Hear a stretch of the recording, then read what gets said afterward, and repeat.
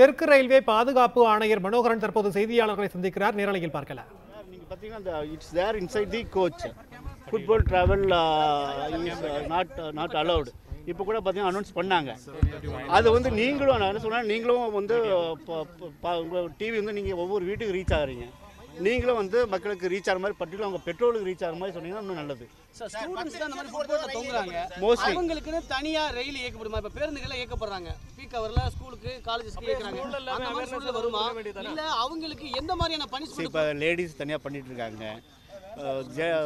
ஸ்டூடெண்ட்ஸ்க்கெல்லாம் பண்ணணுன்ட்டு இல்லை. அவங்க ஒவ்வொருத்தரும் அவங்களுக்கு எப்படி பாதுகாக்கணும்னு அவங்களுக்கு தெரிஞ்சிச்சுன்னா போதும், ஈஸியாக ட்ராவல் பண்ணலாம். இல்லை சார், இப்போ டோர்ஸ் வந்து ஓப்பனில் தான் வந்து இது வரும். இனிமேல் இப்போ ஃப்யூச்சரில் அது மாதிரி வரும்.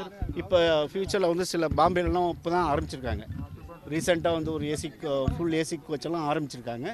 அது இங்கே பின்னாடி வரும். சார் இப்போ பரங்கிமலை கருத்து கேட்பு நடத்தணும். அதுல வந்து அதிகாரிகள் வர சொல்றீங்களா?